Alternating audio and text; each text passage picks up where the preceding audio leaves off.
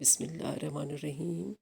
عزیز طالبات، ہم نے کاروان اردو کے حوالے سے اپنا سلیبس مکمل کیا اور آج ہم نے نردبان اردو کے حوالے سے کام کرنا ہے۔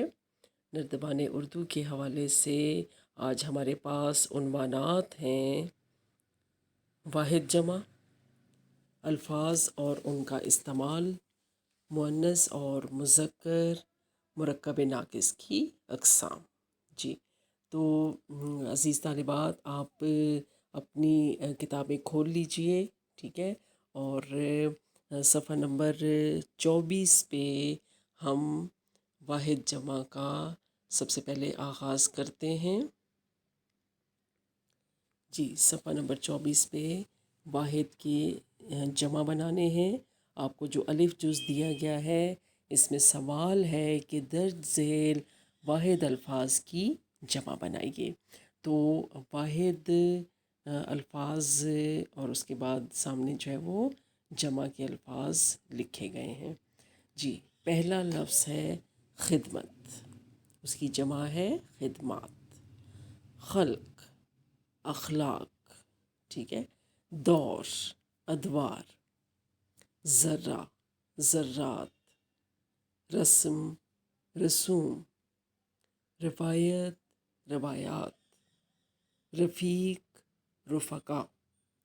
سبق، اسباق، ٹھیک ہے۔ اس کے بعد نیکسٹ آ جائیں شیخ، شیوخ۔ صنم، اصنام۔ صنم بت کو کہا جاتا ہے، ٹھیک ہے، اور اس کی جمع ہوگی اصنام۔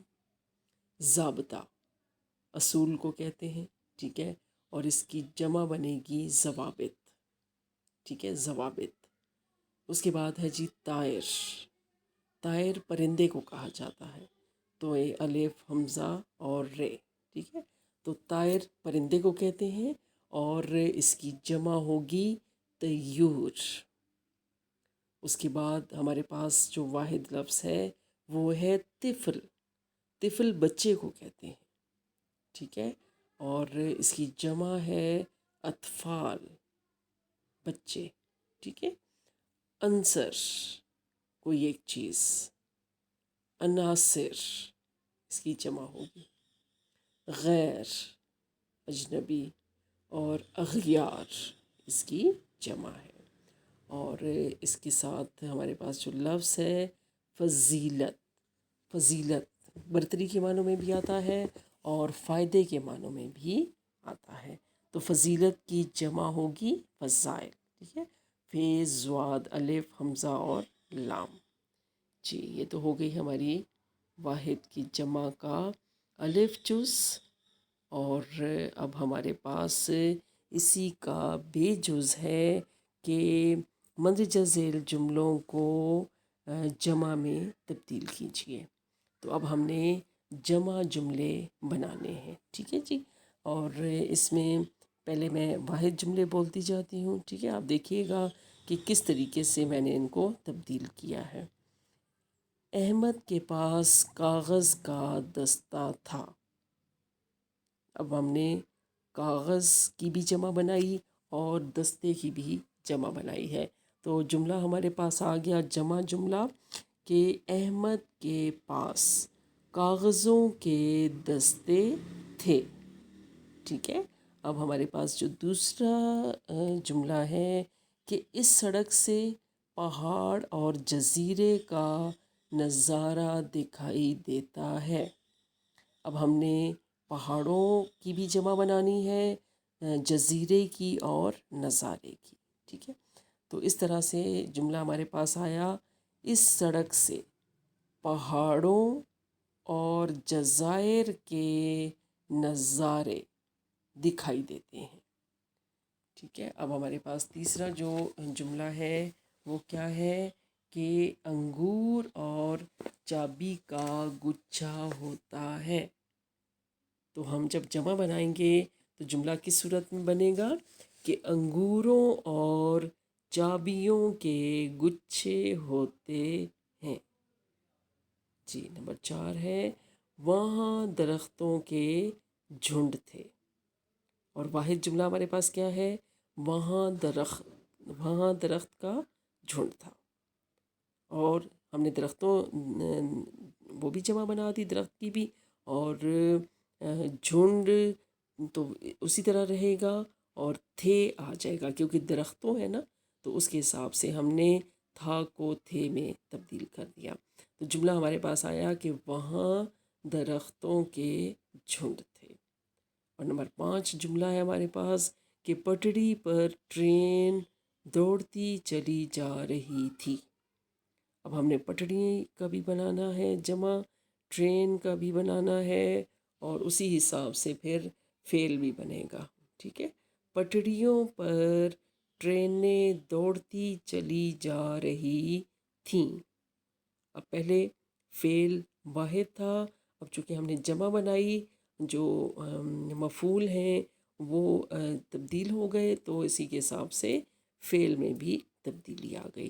تو اس طرح سے ہمارے پاس جمع جملے آ گئے. جی عزیز طالبات، اب ہمارے پاس جو صفحہ نمبر ہے وہ ہے 26.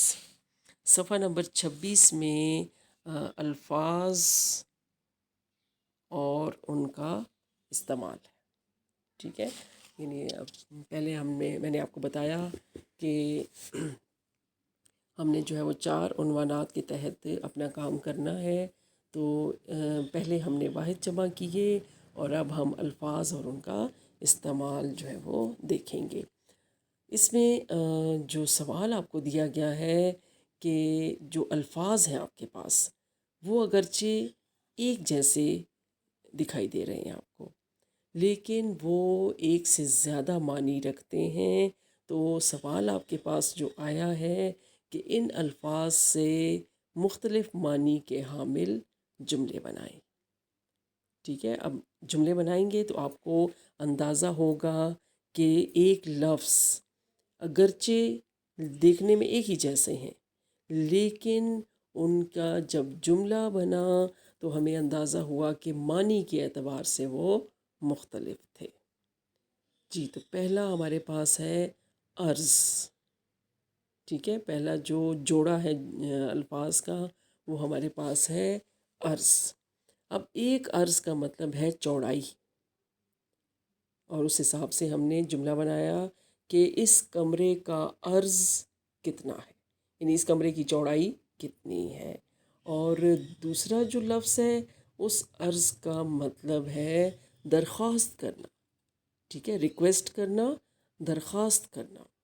تو جملہ ہم کیا بنائیں گے کہ میری عرض سن لو.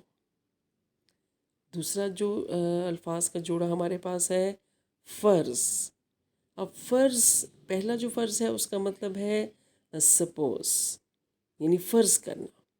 ٹھیک ہے، یعنی ایک طریقے سے جو چیز حقیقت نہیں ہے لیکن تھوڑی دیر کے لیے اس کو جو ہے وہ فرض کر لینا.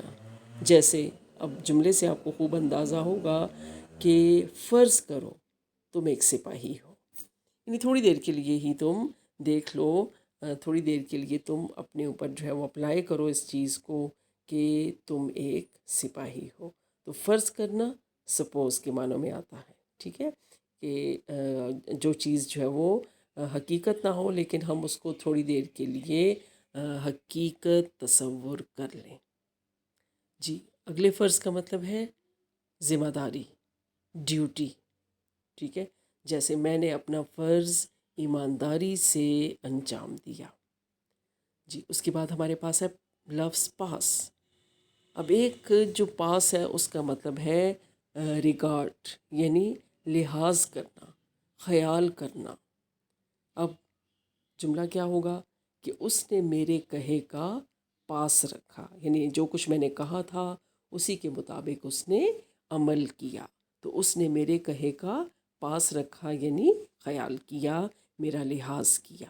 اور دوسرے پاس کا مطلب آئے گا قریب. ٹھیک ہے، نیئر یعنی قریب. میرے گھر کے پاس کھیل کا میدان ہے. ٹھیک ہے، آپ کو بات سمجھ آ رہی ہے کہ جملے ہمیں بتا رہے ہیں کہ الفاظ کس طریقے سے مختلف ہوتے ہیں اور معنی کے اعتبار سے کیسے ان میں تبدیلی آتی ہے. جی اس کے بعد ہمارے پاس ہے لفظ تکرار. تکرار پہلا جو لفظ ہے اس کا مطلب ہے جھگڑا. دونوں دوستوں میں تکرار شروع ہو گئی. دونوں دوستوں میں یعنی جھگڑا شروع ہو گیا. اور اسی تکرار کا دوسرا مطلب کیا ہوگا؟ ریپیٹیشن، یعنی ریپیٹ کرنا، کسی بھی لفظ کو، کسی بھی بات کو بار بار دہرانا. ٹھیک ہے، تکرار کرنا، دہرانا. تو الفاظ کی تکرار سے گریز کرو. ٹھیک ہے، اب دیکھیں کہ معنی آپ کے پاس ہیں، جملے آپ کے پاس ہیں، آپ خوب سمجھ سکتے ہیں کہ الفاظ کس طریقے سے ایک دوسرے سے اختلاف رکھتے ہیں.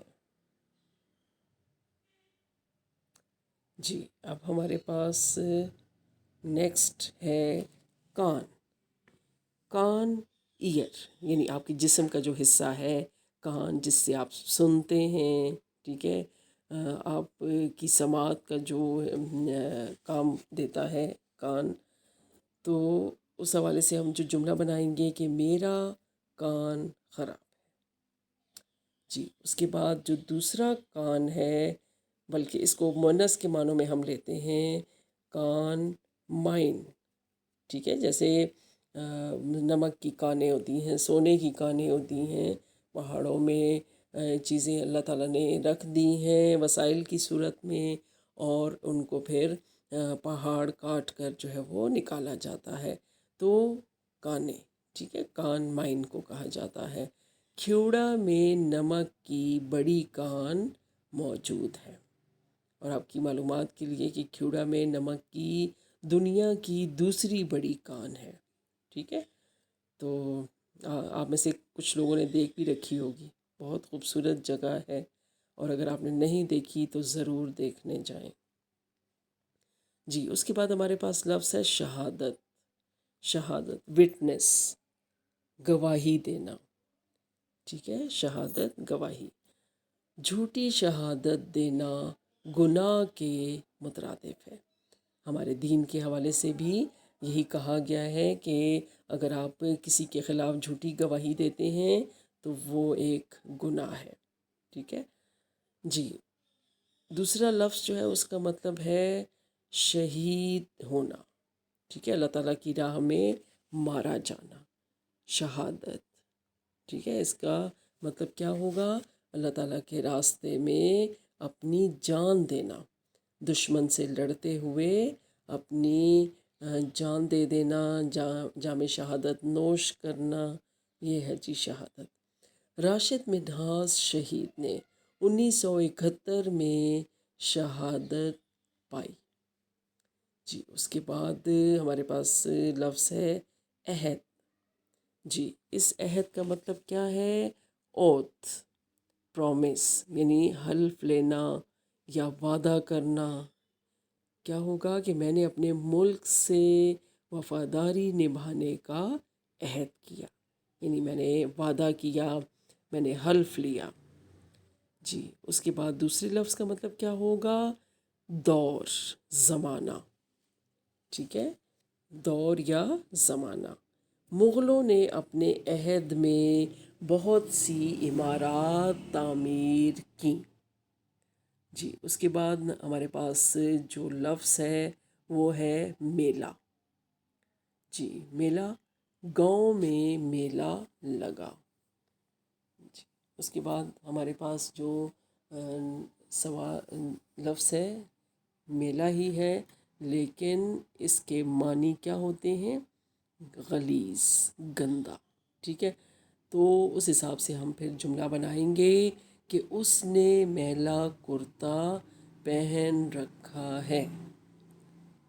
جی تو عزیز طالبات، آپ نے دیکھا کہ الفاظ اور ان کا استعمال ہم نے جملوں کی صورت میں کس طرح کیا کہ ان جملوں کے معنی میں جو اختلاف تھا وہ سامنے آ گیا.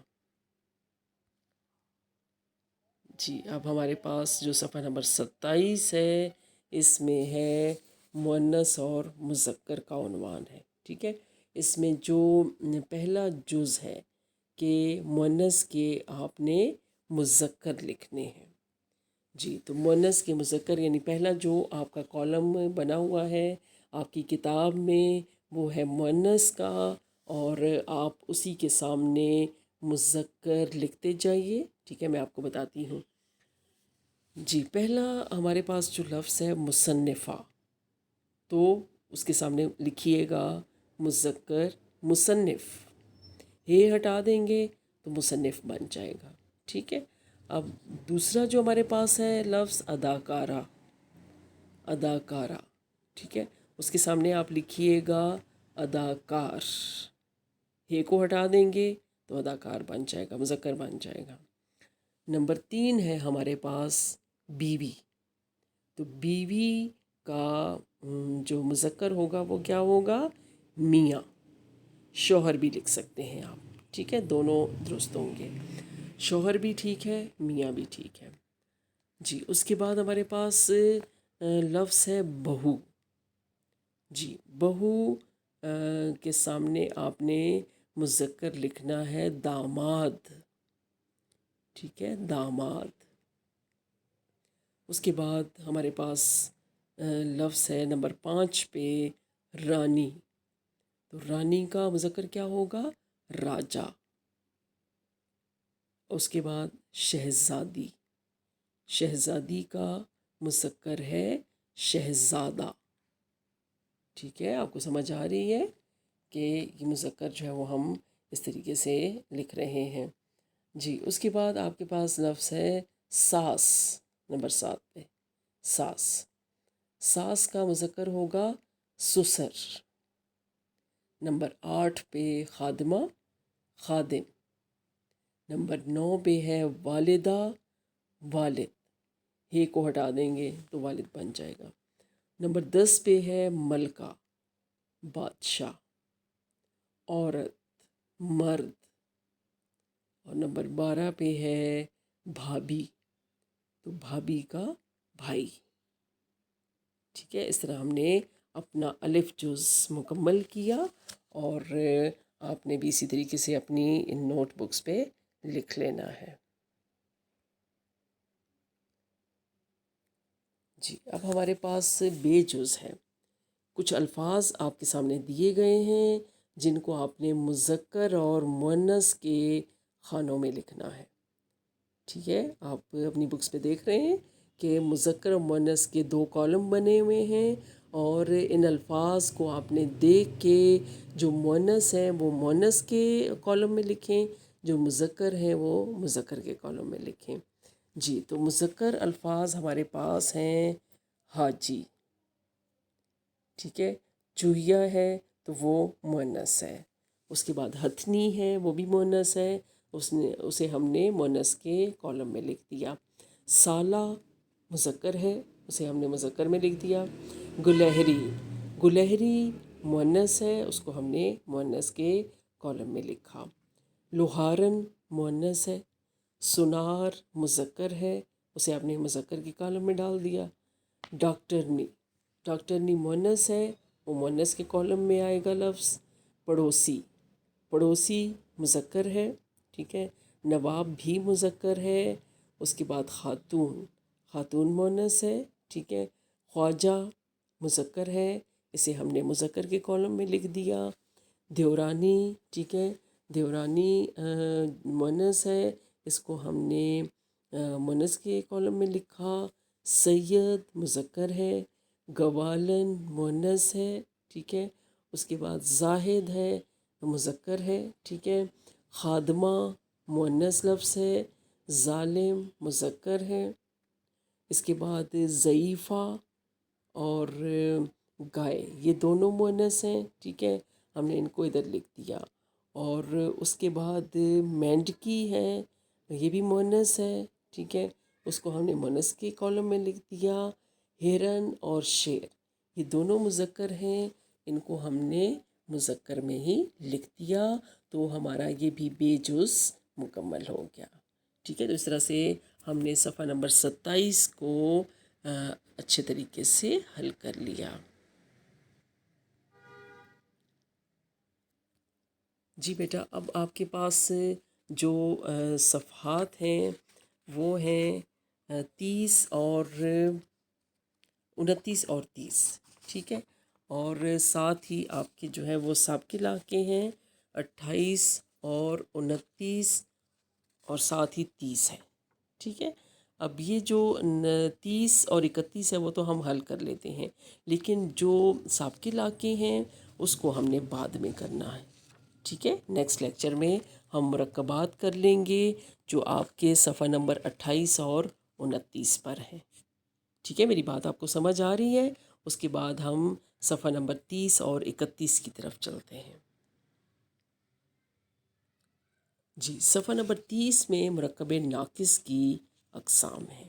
مرکب ناقص کی جو اقسام ہیں وہ 5 ہیں، اور آپ نے مرکب کی جتنی بھی یہ جو 5 اقسام دی گئی ہیں ان کی تعریفیں آپ نے یاد کرنی ہیں، ٹھیک ہے. یہ میں نے آپ کو کام دے دیا ہے کہ آپ نے ان 5 اقسام کو مرکب اضافی، مرکب توصیفی، مرکب عددی، مرکب عطفی اور مرکب ربطی، یہ 5 جو اقسام ہیں ان کی تعریفیں آپ کو دی گئی ہیں، اور آپ نے کیا کرنا ہے کہ ان کی تعریفیں مثالوں کے ساتھ یاد کرنی ہیں. کم از کم 2 مثالیں تعریف کے ساتھ ہونا ضروری ہے، ٹھیک ہے. اس کے بعد جو آپ کا کرنے کا کام ہے، لکھنے کا جو کام ہے وہ یہ ہے کہ سوال آپ کے پاس ہے کہ مرکبات کچھ دیے گئے ہیں، ٹھیک ہے. ان کو آپ نے چن کر موضوع کالم میں لکھنا ہے. اب 5 کالم آپ کے پاس بنے ہوئے ہیں، صفحہ نمبر 31 پہ آپ دیکھ رہے ہوں گے کہ 5 کالم ہیں، اور ان کالم سے اوپر آپ کو الفاظ دیے گئے ہیں، ٹھیک ہے، مرکبات دیے گئے ہیں. ان مرکبات کو آپ نے دیکھنا ہے کہ کون سا مرکب کس کالم میں آ سکتا ہے، یعنی کون سا مرکب اضافی ہے، کون سا توصیفی ہے، کون سا عددی ہے، کون سا عطفی یا ربطی ہے. تو اس طرح سے پہلے ہم نے دیکھنے ہیں مرکبات، اور اس حساب سے ہم نے ان کالمز میں لکھنا ہے ان کو، ٹھیک ہے. اب یہ میں آپ کو جو ہے وہ مختصراً بتا دیتی ہوں کہ مرکب اضافی جو ہے وہ 2 الفاظ کو جوڑتا ہے، ٹھیک ہے، اسم کا اسم سے تعلق پیدا کرتا ہے.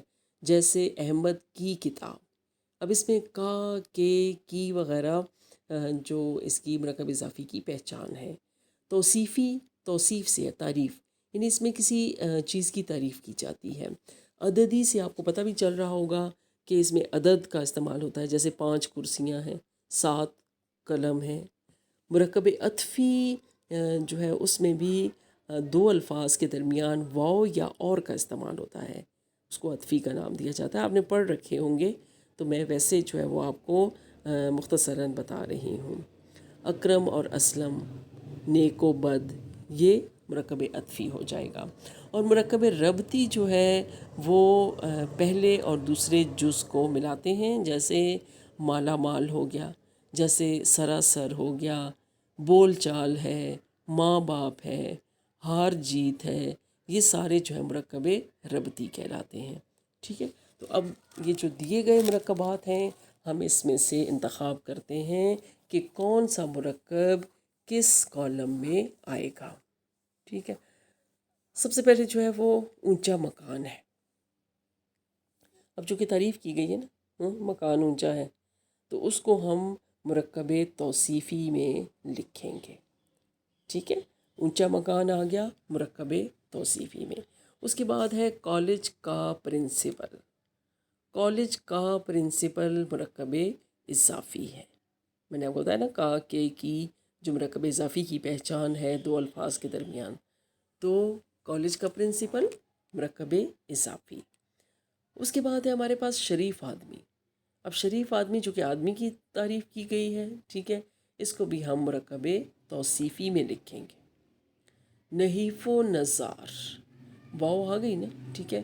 اب یہ مرکب عطفی کا حصہ ہے، یہ مرکب عطفی کے کالم میں لکھا جائے گا، ٹھیک ہو گیا، نحیف و نزار. اس کے بعد ہے جی دن رات. اب 2 الفاظ آ گئے نا، ان کا ربط جو ہے وہ ہو رہا ہے تو دن رات کو ہم مرکب ربطی کے علاوہ اور کسی بھی کالم میں نہیں لکھ سکتے.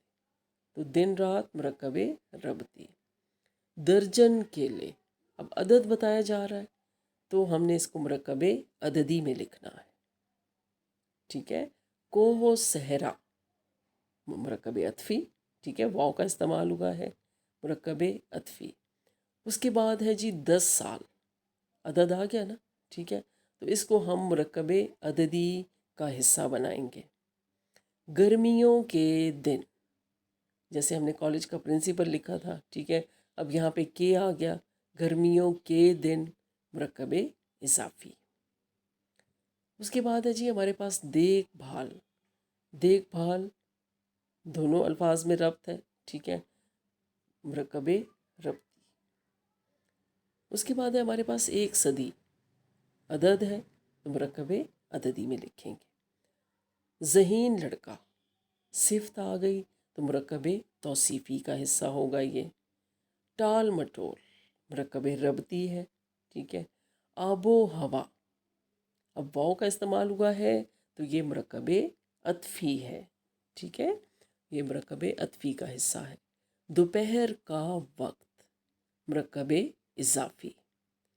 سرسبز درخت، جی سرسبز درخت چونکہ تعریف کی گئی ہے تو مرکب توصیفی. قرب و جوار، واؤ کا استعمال ہوا ہے تو قرب و جوار مرکب عطفی ہے. سوچ بچار مرکب ربطی. 11 کھلاڑی مرکب عددی. حامد کی کتاب مرکب اضافی. عرب کے نواحی علاقے، کے آ گیا نا بیچ میں تو مرکب اضافی. سرخ گلاب تعریف ہو رہی ہے تو مرکب توصیفی. گرم سرد مرکب ربطی کا حصہ ہے. آدھ پاؤ دودھ مقدار آ گئی ہے تو مرکب عددی. مالو جہاں، واؤ کا استعمال ہوا ہے تو مرکب عطفی. جی تو عزیز طالبات، ہم نے مرکبات کو بھی حل کیا.